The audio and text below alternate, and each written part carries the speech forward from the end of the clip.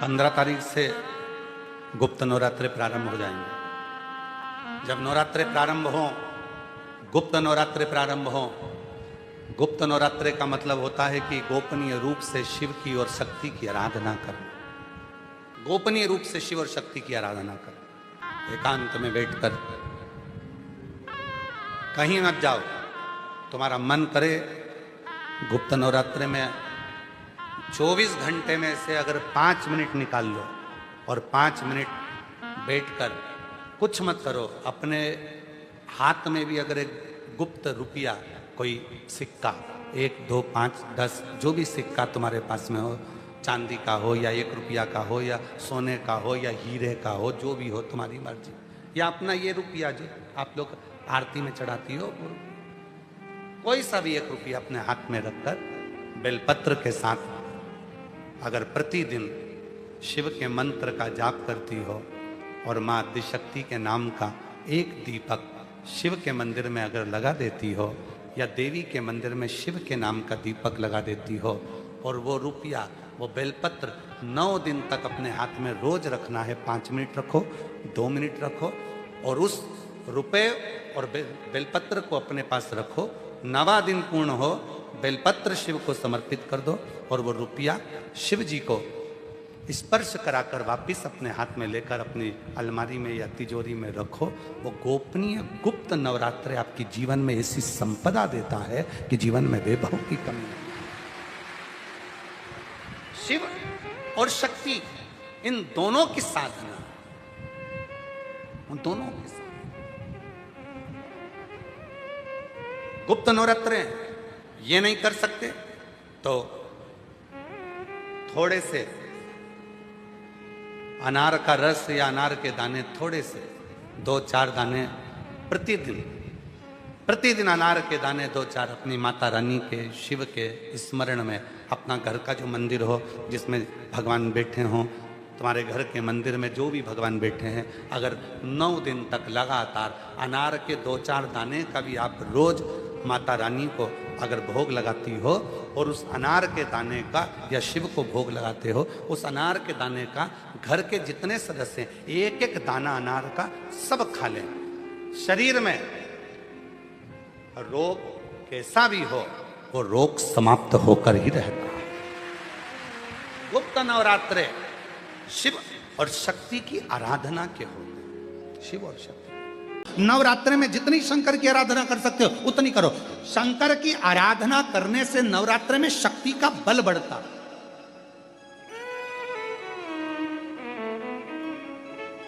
शक्ति का बल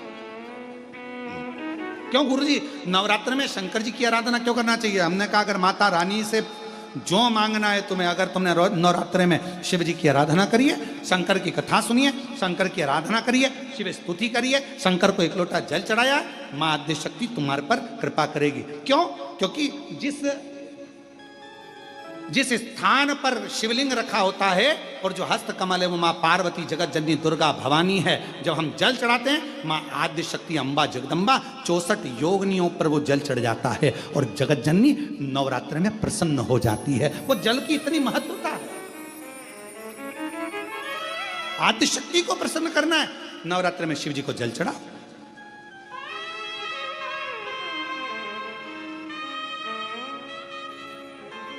कोई बेटा बेटी है,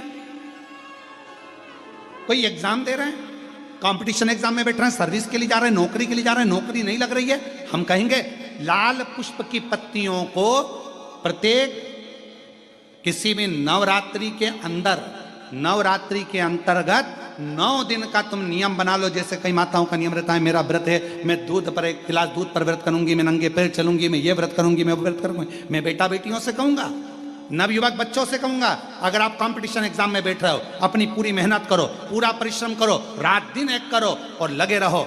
और 9 दिन तक नवरात्रि में 9 लाल फूल की 9 पंखड़ियां या 9 कोई भी चावल लाल कलर में कर कुंकू में कर अगर माँ जगत जननी के मंदिर में नहीं जा सकते, माँ भीड़ रहे तो शिवलिंग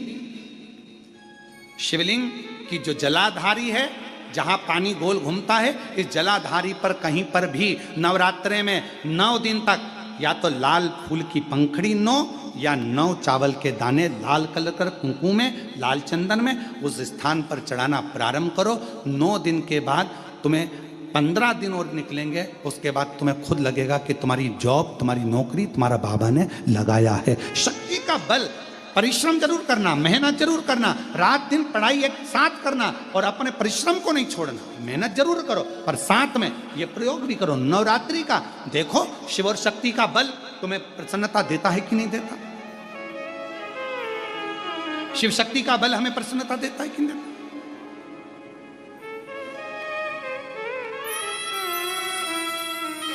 अब कई लोग ऐसे होते हैं, हम नवरात्रि आई है, माता रानी को भज रहे हैं, जगत जननी दुर्गा भवानी को भज रहे हैं, पर शिव जी के मंदिर तक नहीं जा रहे, समय नहीं मिल रहा मंदिर जाने का, क्योंकि माता जी के मंदिर जाते हैं, माता जी को प्रणाम। अरे उस शंकर को पहले भजो, सवेरे उठते से पहला 1 लोटा जल शिव को, क्योंकि उसी के माँ जगत जननी हस्तकमल पर जल जाना जरूरी है। शंकर का चढ़ा वो हमें फल प्रदान करे, सुख दे, आनंद का।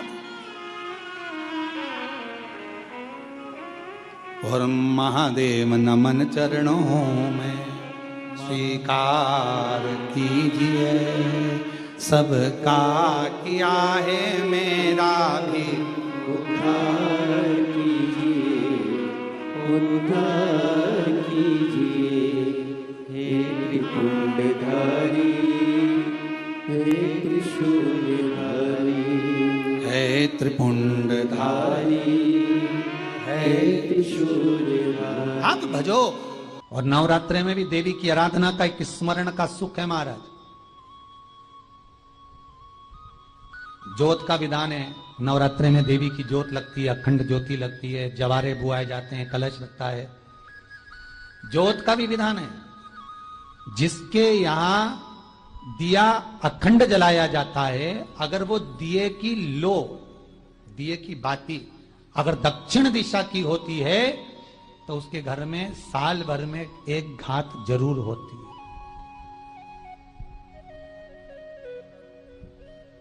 जो दिया अखंड जलता है उसकी बाती का मुख दक्षिण का नहीं होना चाहिए। अगर आपने देवी भागवत का स्मरण कराओ, देवी भागवत को अगर सुना हो, तो देवी भागवत में स्पष्ट किया गया कि पूर्व की ओर मुख करा हुआ दिया, अर्थात पूर्व की ओर ज्योत जो जलाई जाती है वो संपदा की वृद्धि करती है। पश्चिम की ओर मुख कर जो ज्योत लगाई जाती है महाराज, वो वैभव को देती है। और उत्तर की ओर जो मुख कर ज्योत जलाई जाती है, उत्तर की ओर जो ज्योत का मुख रहता है वो आयु की वृद्धि करती है, घर में अकाल मौत को रोकती है।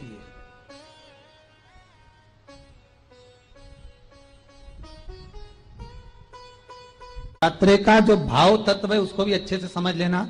दक्षिण की ओर ज्योत ना लगाएं, अगर आपको लगाना है पूरब की लगाएं, पश्चिम की लगाएं या उत्तर की लगाएं। और जितने दिन महारानी जगदम्बा जगतधात्री दुर्गा भवानी, अब की बार माता जी घोड़े पर आई है, हर बार देवी बदल बदल के आती है, इस बार जो नवरात्रे आए वो घोड़े के आए। तो घोड़े पर जो देवी जी आती है वो समृद्धि को देने वाली आती है, लक्ष्मी की वृद्धि करने वाली आती है। जैसी घोड़े की रफ्तार होती है उस रफ्तार से लक्ष्मी घर में आती है। तो ये मत सोचना कि कोरोना महामारी ने हमको नीचे गिरा दिया या कोरोना महामारी ने रोक दिया, कमाई के स्रोत रोक दिया, धन रोक दिया, चिंता मत करना। मेरी मां जगत जननी दुर्गा भवानी अब की बार घोड़े पर आई है, साल भर में इतना धन दे देगी कि आपने पीछे के 4 साल में नहीं कमाया होगा, इतनी मेरी मां भंडार भर देगी। ये घोड़े पर आई है, कोई साधारण नहीं हो सकता।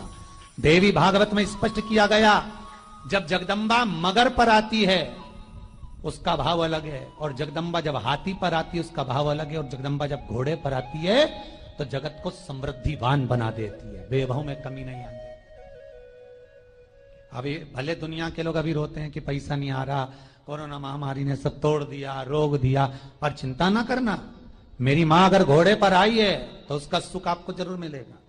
एक जरा सी मिट्टी की दुकान भी अगर आप खोल कर बैठेंगे तो चांदी और सोना के बराबर कमाएंगे, इतना धन देगी वो माता, साधारण नहीं है मेरी माता।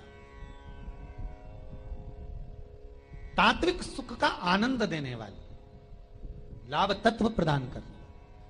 और नवरात्रि में भी अगर आपकी कोई कामना है, आपकी अगर इच्छा है, आपका मन है, तो जगत जननी की आराधना करो।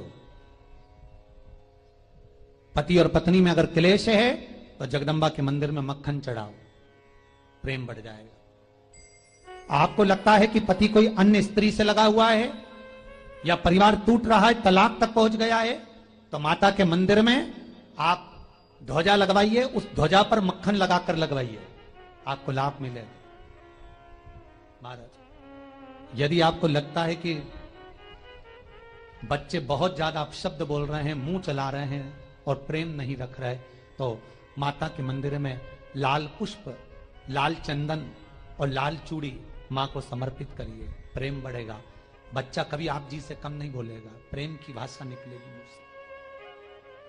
मां जगतजननी की आराधना, जगदम्बा की उपासना। नवरात्रि में 9 दिन में से कोई एक दिन ऐसा ले लो जिस दिन कन्याओं का भोजन कराओ, साथ में उनको लाल चुनरी ओढ़ाओ या कोई लाल वस्त्र, लाल पूजन की सामग्री उनको दो, सुख मिलेगा, आनंद आएगा। एक बेल वृक्ष भी अगर किसी के यहां है, समझ लो पूरा स्वर्ग, पूरा वैकुंठ, 33 कोटि देवता आपके आंगन में निवास करते हैं। आप क्या सोचना ही नहीं कभी भी, ना लिंग पुराण को पढ़िएगा कभी, और नर्मदा पुराण का अध्ययन करिएगा, शिव महापुराण को जरा गहनता से पढ़िएगा। बेल वृक्ष की महत्वता को जब आप पढ़ेंगे उसमें वर्णन आता है, जिसके आंगन में 7 बेलपत्र के वृक्ष होते हैं, सोमनाथ उसी के भवन में निवास करते हैं। कहीं 9 बेलपत्र का वृक्ष हो, वहां स्वयं मल्लिकार्जुन का निवास होता है। 11 बेलपत्र के वृक्ष जहां पर लगे हुए होते हैं, मेरा काल अधिपति महाकाल वही निवास करता है। 17 बेलपत्र के वृक्ष जहां लगे होते हैं, वहां ओमकारेश्वर स्वयं विराजमान होते हैं। 21 बेलपत्र के वृक्ष जहां लगे होते हैं, वह स्थान केदारनाथ बन जाता है। 31 बेलपत्र के वृक्ष जहां लगे होते हैं, वो स्वयं भीमा शंकर का स्थान बन जाता है।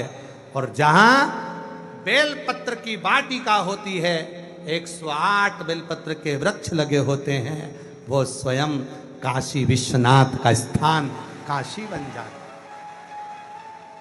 वो काशी है।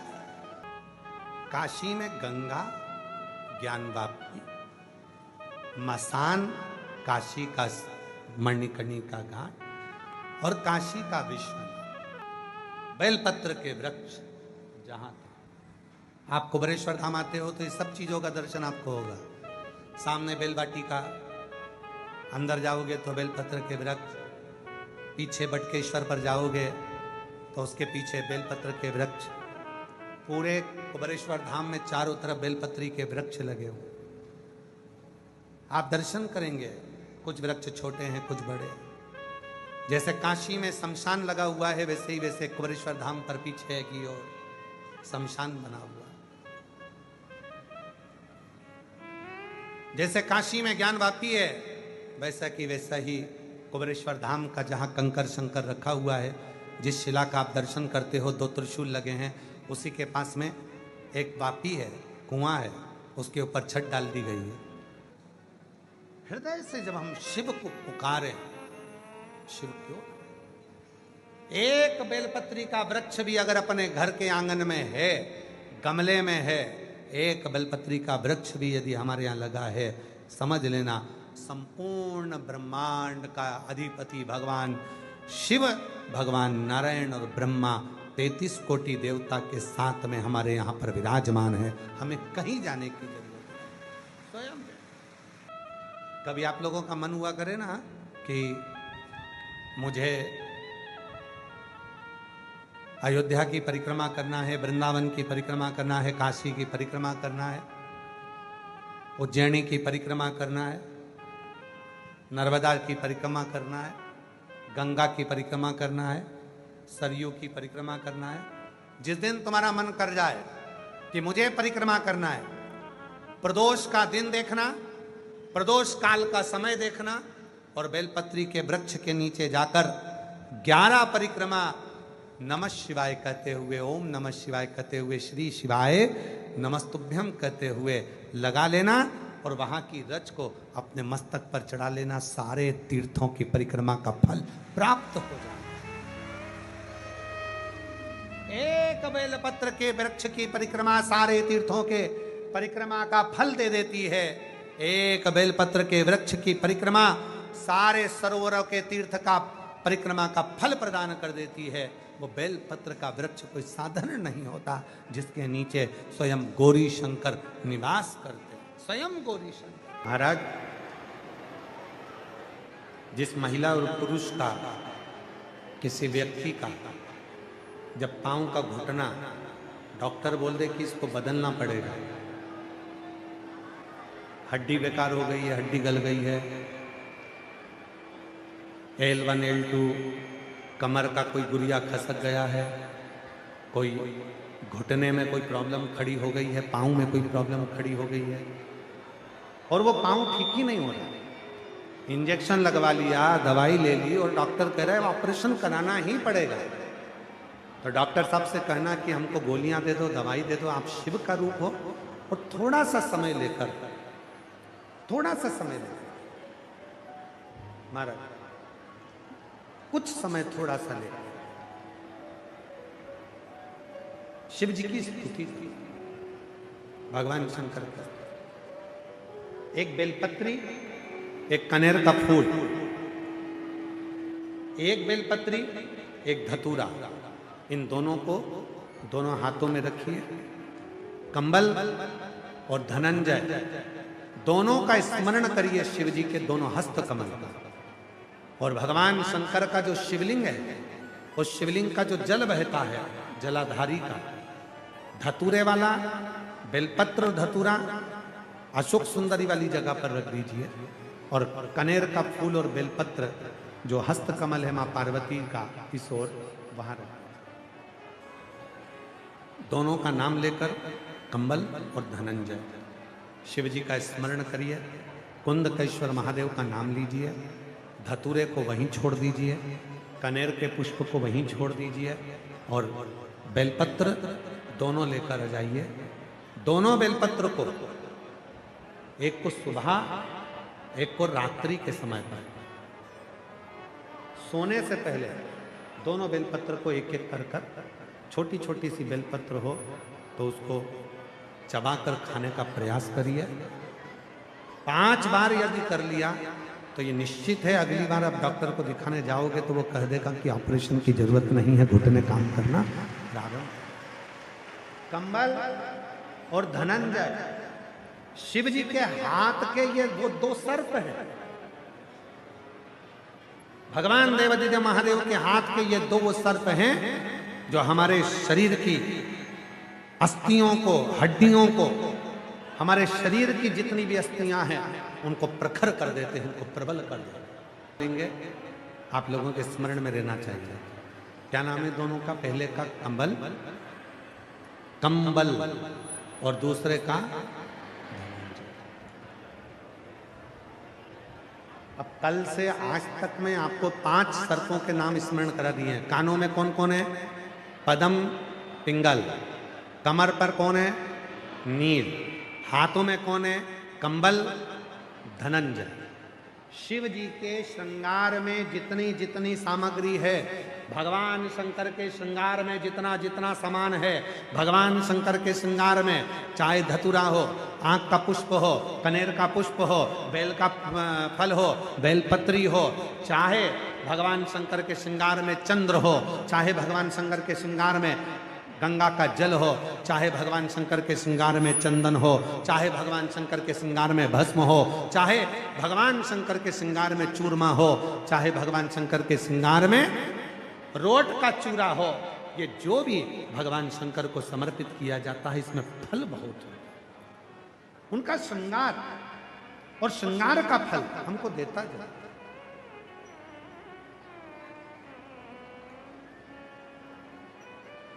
ये छूटता नहीं है, इसका फल जरूर मिलता है।